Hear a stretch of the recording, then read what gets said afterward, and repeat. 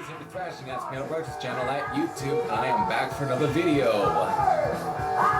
But what's playing in the background, I decided to bust out an LP for this one.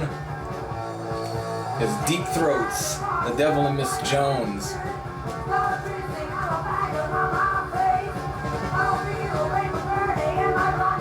That's a fucking great LP though. It's definitely, I had to kind of turn the volume down during the intro because obviously with a band name and an album like that, you pretty much know what you're gonna get with the intro. But the music,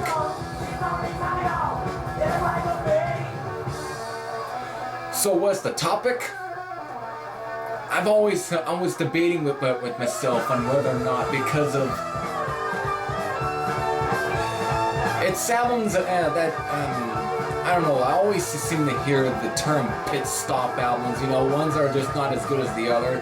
Then I kind of thought about doing something about albums that are simple, that are, you know, just a bit too simple, but yet are so effective. So that's pretty much what this is, like albums that are not nearly, you know, they're albums that you're not supposed to like, but end up really liking as much as you thought. That's the sort of thing with it, and I'm gonna go with either like lesser known bands and just up to the big ones, you know, all that. So let's first look at the much lesser known band, Mad Butch Metal Lightning Attack. It's a simple album. Many people seem to say it's, you know, not a whole lot of people like the album because, again, it's just, they pretty much say they've heard it before. Yes, you've heard it before, but for some reason I've always found it to be good. It's effective as hell. That's all. Nothing wrong with that at all. I mean, I probably could have thrown in Killer's debut Ready for Hell in this one, but again, it's kind of simple. You know, it's similar in ways, but even though that album's a little more original sounding than this, but I fucking like this one as well. And many people, even who liked this one, actually liked this one. Not many people like this one as much as Metal Lightning Attack, and this for people that actually do like Mad Butch. But me, this was the beginning point for me that got into Mad Butch, and I like this one. Yeah, it's maybe not as simple, but some say it's not nearly as good, which I think is kind of an understatement because it's a fucking great album anyway. I think it's definitely some of the best German metal that doesn't get quite a bit of its due that it needs.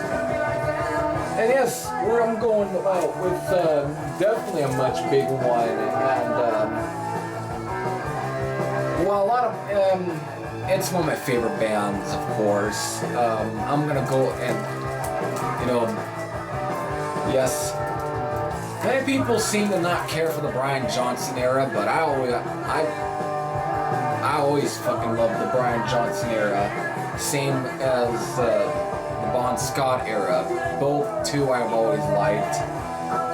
Now as far as the Dave Evans, I think was their very first vocalist. No problem there. The thing is, there was only one release with that guy, only one. But this is still, and many people like this one. The mainstream press seemed to, you know, like Rolling Stone, they all gave this shit, but many people liked it. I'm one who liked it. I've always liked it. But you'll have some people that seem to go back and forth to say it's fly on the wall. To me, this is practically them kind of taking on a little bit of that LA sound.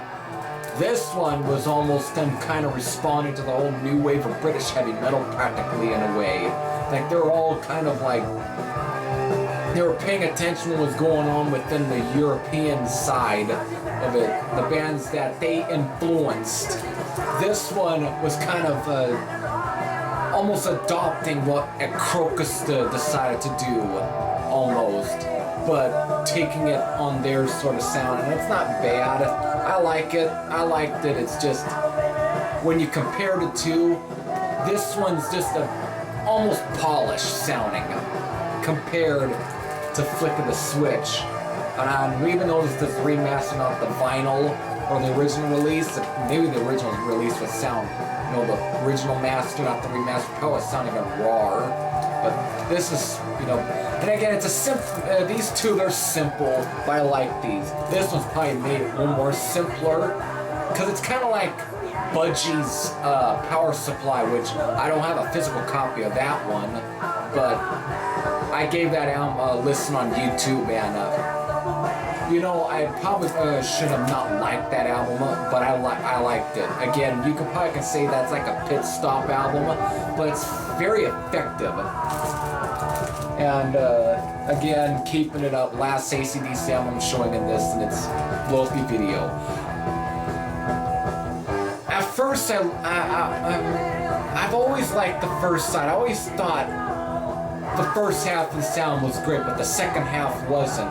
But until last year, I gave it a listen. You know, I was listening to all my AC/DC albums up until their recent Rock or Bust album, but I gave this one a listen, and I actually thought it was good. Some people seem to say it's not nearly as good as some of the other ones. They'll probably even say this one the worst, but no, not by a long shot. I like this album quite a bit.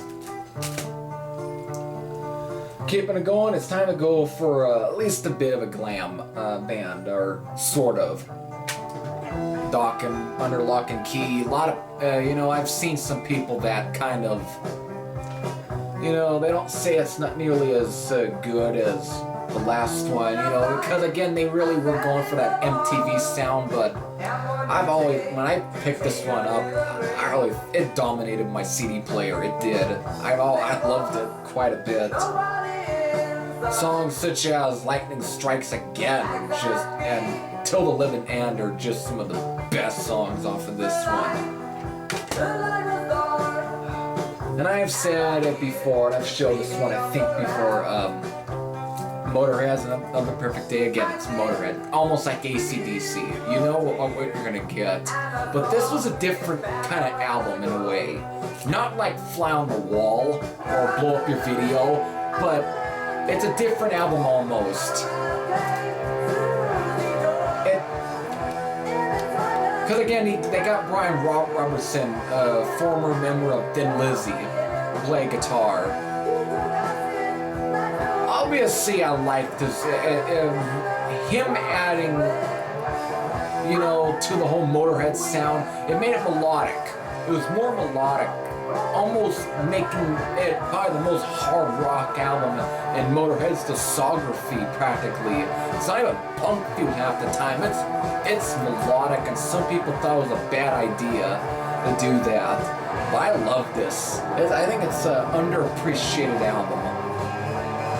It doesn't get quite as much due that it's like you got people that do defend the album, but not enough to say that to me, I think it's probably one of Motorhead's best. I'm gonna say it out there. I think it just doesn't get enough respect, and I think it deserves a bit more respect than it does.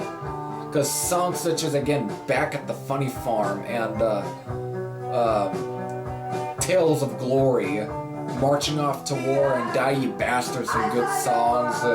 Plus, you also get some the more melodic stuff like One Track Mind and Another Perfect Day, but are just great though. And I think that's a great album.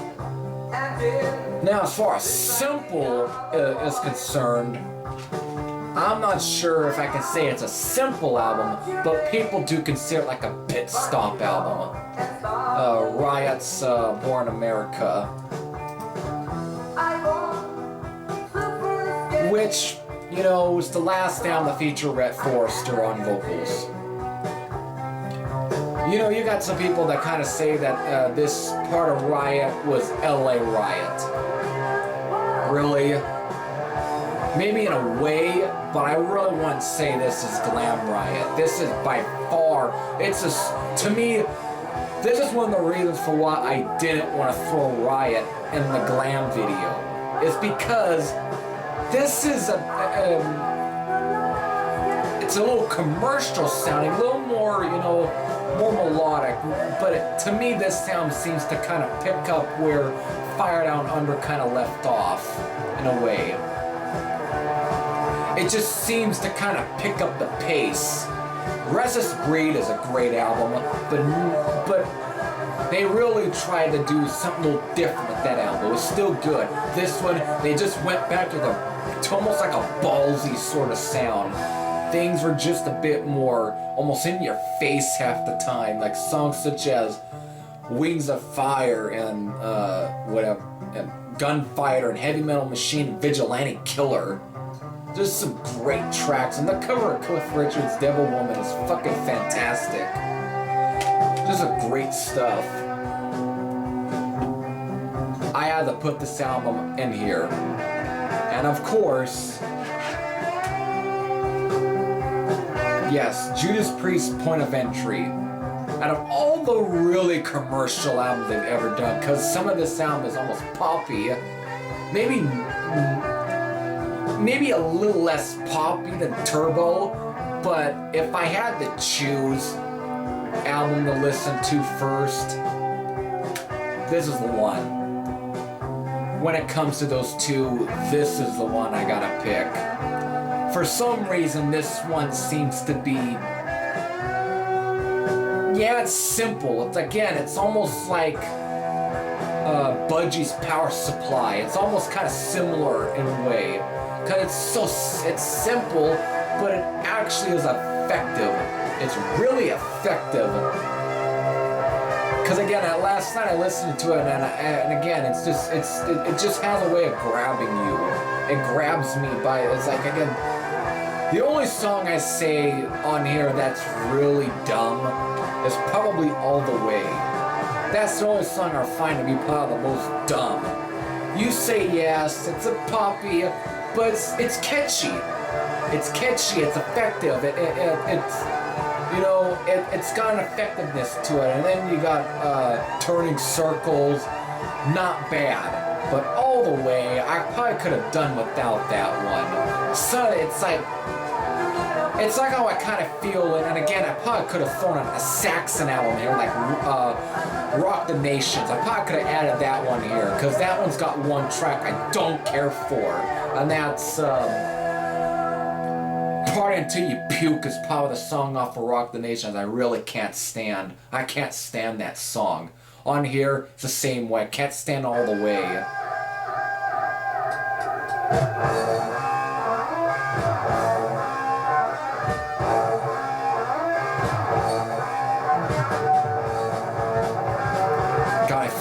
This track.